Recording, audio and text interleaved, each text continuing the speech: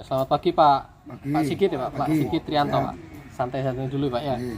Ini saya mau kasih pembekalan apa itu yang namanya super driver skill Pak. Jadi super driver skill itu suatu arahan yang sudah disusun rapi oleh pihak manajemen supaya driver-driver tersebut ini menjalankan super driver skill. Yang dimana super driver skill itu isinya itu safety-nya mengemudi Pak, safety-nya driver mengemudi Pak ya. Jadi harus paham super driver skill ataupun super driver service itu pelayanan, intinya isinya pelayanan. Kalau super driver skill itu intinya untuk driver itu menggunakan metode safety ya Pak ya. Jadi daily inspection cold diesel unit kita itu rata-rata dan semuanya itu cold diesel dan berbahan bakar solar Pak ya. Jadi nanti penginputan di Flativa ya, Flativa apa itu ajuan BBM tadi sudah diarahkan dan Pak. Nah itu kan ya. Nah itu ada pilihannya, BBM kita itu solar. Kalau memang arahannya solar atau arahnya Pertamina DEK ya, Dexlet ya, Dexlet itu ya harus Dexlet. Tapi kalau arahnya sih biosolar, tapi terkecuali sudah diarahkan dari operasional dari tim OPC ya. Dari yang Ya. Terus arahannya di SPBU rekanan ini Otista, nanti ada pilihan Otista. Jangan pilihan yang lain. Ya solar dan Otista. Takutnya kayak dulu seperti kesannya itu dibuat mainan. Pilihannya dipencet pertamax. Nah, ini salah kaprah Pak. Jadi harus pilihannya ya solar dan SPBU rekanan kita Otista. Lanjut di gambar ketiga Pak ya. kita ngajung nih kunya. Nggih, ajung itu Otista Pak. Oh, nggih. Jadi lanjut di gambar ketiga.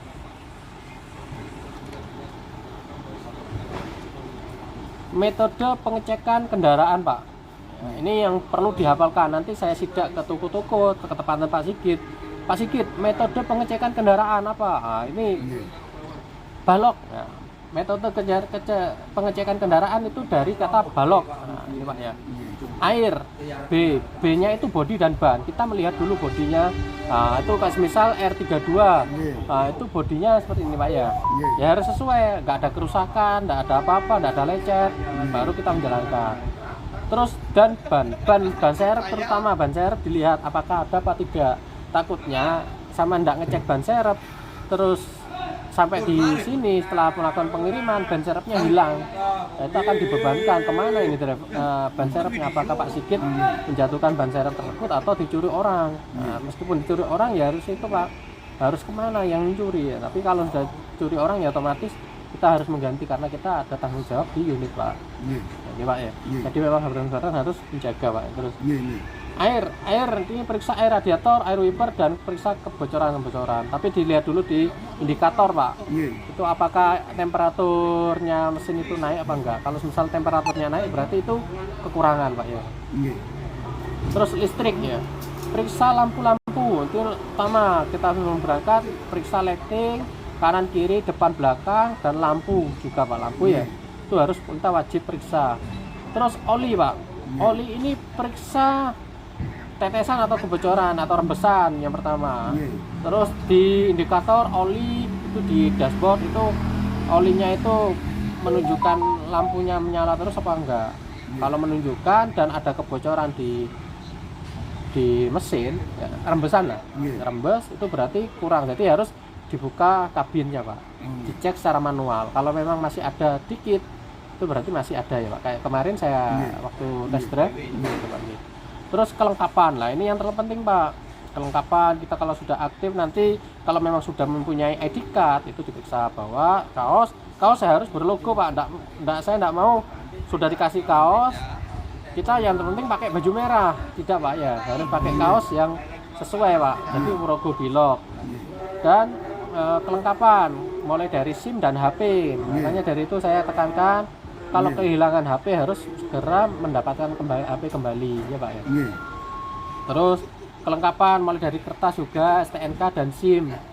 SIM-nya itu harus dicek. Takutnya kalau di perlintasan kita lupa enggak bawa SIM itu nanti menjadi pertanyaan dari kepolisian Pak. Ini akan ditilang ya, Pak. Oh, nggih. Terus kelengkapan kertas mulai dari nanti dibawakan materai harus sesuai yang kita kirim. Nggih. Bukan asal kita terima materai, ternyata sampai toko bukan materai toko Pak. Nggih. Terus serah terimanya juga harus disesuaikan. Ya toko Banyuwangi ya toko GMDA ya harus inisial toko harus GMDA. Jadi serah terimanya toko ini misal toko GMDA Pak ya. Nggih. Itu ya harus difoto seperti ini. Jadi jangan dibalik. Kalau dibalik nanti di waktu difoto kelihatan putih semua. Ya benar materai Pak. Takutnya nanti ya, saya mencari ini materinya Ya, kemana. foto materinya itu Pak. Ya foto materi seperti tadi Pak Bambang Nggih. seperti itu, Pak ya. Terus dashboard, di dashboard juga toko A urutannya ya Pak. A B C D E ya di gembok itu harus A B C D E. Enggak, saya bukannya gini. A B C D E gemboknya B C D A. Kan kebalik Pak. Seharusnya bongkar depan itu toko A tapi gemboknya di belakang. Gimana cara bongkarnya Pak? Nah, jadi seperti itu Pak harus dicek ya. Jadi sudah ketahuan di sini sebelum berangkat nanti itu akan mempermudah sampean. Kalau ketahuannya di toko nanti itu akan kesulitan Pak sampean. Nggih. Kesulitan bongkarnya. Nggih. Nah, seperti itu nggih. Apa belakang atau samping? Iya Pak, Nggih. jadi harus dicek dulu Pak. Iya. Insya Allah kalau pengecekan seperti itu, Insya Allah ya tidak ada kendala sama di Nggih. toko, ya Pak. Terus letak toko GMDA sama GJMA. GMDA itu Banyuwangi, GJMA itu Jember, sama-sama Gajah Mada Pak. Nggih. Takutnya sampean Gajah Mada, Banyuwangi dibongkar di Jember. Seharusnya sudah sampai Banyuwangi sama ke Jember. Balik lagi ke Banyuwangi itu bebannya itu ya itu sampean arah Banyuwangi Jember itu berapa totalnya nanti masih tetap dilakukan punishment Pak. Soalnya sampean tidak fokus. Oh, Ya Pak. Jadi harus GMDA ya GMDA. Takutnya sampai itu sudah di Banyuwangi posisi di Gajah Mada Banyuwangi. Wah ini kok toko Banyuwangi, toko Jember ini. Berarti pulang ke Jember setelah di toko Jember loh. Pak ini GMDA Banyuwangi Pak. Sehingga sampean harus balik lagi ke Banyuwangi. nggih. Jadi harus fokus nggih Pak. Kita dituntut ketelitian dan fokus Pak. Nggih. Mana singkatan-singkatan itu kan tanglet mangke iku. Nah, nggih Pak. Ya itu jangan malu-malu bertanya Pak ya. Ini opo iki? Apa Bang? Iki. Ah, iya, Pak. Ini iki apa mat anune opo ngono kok. Beto Pak. Ah, nggih, Pak. Banyuwangi ini. Terus lanjut di gambar keempat Pak. Defensive driving. Nah, ini yang sama pedomankan di diri jenengan nggih. Saya peduli keselamatan. Nah, itu karena apa? Karena ada keluarga yang menunggu di rumah Pak. Jadi dia tidak gerusa-gerusu di jalan. Jadi pedomannya sama saya peduli keselamatan gitu Pak. Terus dilanjut di gambar ketiga Pak. Ketiga. Keempat Pak.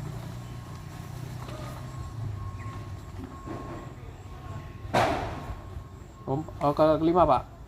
Defensive driving. Nanti saya tanyakan Pak. Pak Sigit, defensive driving itu apa Pak? Jadi defensive driving itu perilaku mengemudi yang menerapkan metode safety driving sehingga mampu mengidentifikasi bahaya dan mengambil resiko yang paling rendah. Nah, dengan tujuan defensive driving itu tidak menjadi penyebab kecelakaan. Yang kedua tidak menjadi pemicu kecelakaan. Yang ketiga tidak terlibat dalam kecelakaan. Nah, itu ya. Jadi metode safety. Nah, metode safety itu banyak Pak. Menggunakan sabuk pengaman, memeriksa metode balok tadi itu kan juga metode safety dan berdoa juga itu metode safety Pak. Ya Pak ya. Jadi karena apa? Terapkan harus metode safety driving Pak. Nggih Pak. Dengan tujuan semuanya tidak itu berarti jangan kecelakaan Pak. Kita dituntut jangan sampai eksiden ataupun kecelakaan ya Pak ya. Jadi harus awasi kondisi sekitar tadi di poin tertentu Pak ya. Terus ya ini contoh potensi kecelakaan. Jadi ada yang di tanjakan maupun turunan, ada ibu-ibu yang lighting kanan dia belok kiri. Itu sering kan Pak ya? Siap. Ibu-ibu lighting kiri dia belok kanan. Jadi harus kita fokus pandangan ke depan, selalu jaga jarak aman dan hati-hati seperti ini Pak ya. Ini di tanjakan maupun turunan ini poinnya kita harus memeriksa rem kendaraan Pak ya.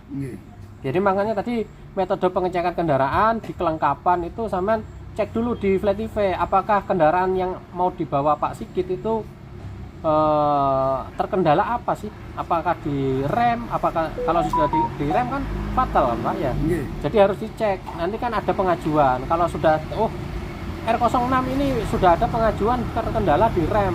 Nah, ini konfirmasi ke dispatch. Ini sudah diperbaiki apa belum? Ini ada laporan terkendala di rem, apa sudah diperbaiki apa belum? Kalau semisal belum ada pengajuan, sama cek dulu Pak. Dicek, oh ini remnya jeru, berarti harus hati-hati Pak ya. Remnya jeru nanti konfirmasi, Pak ini remnya jeru saya ajukan ya Pak ya. Oh iya Pak ajukan. Nah, kayak tadi terus ada himbauan suruh pengajuan ban. Nah pengajuan ban itu ya harus ditulis embossnya, difoto dan nanti diarahkan, nanti minta gantian sama Pak siapa yang paham, nanti konfirmasi dulu Pak. Ajuan ban itu 1 bulan sekali, nanti diinfo dari operasional dari Pak Wahyu OPJ-nya Pak. Terus di pertigaan ini berarti semisal Pak Sigit di jalur bukan utama, nah ini lawannya di jalur utama, jadi jangan dahulukan yang jalur utama dulu, baru Pak Sigit mengikuti yang dari belakangnya Pak ya. Takutnya sampean Pak Sigit mendahulukan yang jalur utama nanti akan menjerit sehingga tidak bisa melakukan pengereman mendadak, terjadi eksiden. Jadi harus dahulukan jalur utama dulu Pak. Terus ada gambar truk bermuatan lebih. Nah, truk bermuatan lebih kita harus jaga jarak di sini Pak, poinnya ya. Harus jaga jarak, takutnya muatannya itu jatuh sehingga menimpa Pak Sigit, menimpa unit yang dibawa Pak Sigit, karena kita di sini harus menjaga benar-benar unit kita Pak. Kalau yaitu misal bukan dari salah Pak Sigit, ya Pak Sigit harus meminta tanggung jawab yang pengendara yang menabrak. Gitu Bang ya Pak. Terus dari kita ini misalnya ada gambar mobil Pak Sigit disalip dari kita tidak tahu, tiba-tiba disalip dan ditikung. Nah, seperti itu Pak ya. Jadi harus kita selalu waspada dan awasi kondisi sekitar, seperti itu nggih. Lanjut di gambar ke-7 Pak, 5 langkah defensive driving di jalan. Jadi pahami dinamika kendaraan, jaga jarak aman atau zona mengemudi, selalu awasi kondisi sekitar. Nah, ini Pak ya. Waspadai blind spot dan hindari distraksi dan paham marka. Nah ini Pak ya. Jadi pahami dinamika kendaraan, panjang kendaraan. Jadi dinamika itu kan haluan kendaraan Pak, mulai dari Grand Max, mobil kita double dan Fuso. Nah kan semua tidak sama Pak haluannya. Jadi panjang kendaraan, lebar kendaraan, tinggi kendaraan, terus ground clearance kendaraan, bobot neck muatan kendaraan, aerodinamis kendaraan, fungsi panel kendaraan, wheelbase dan jarak sumbu roda Pak ya.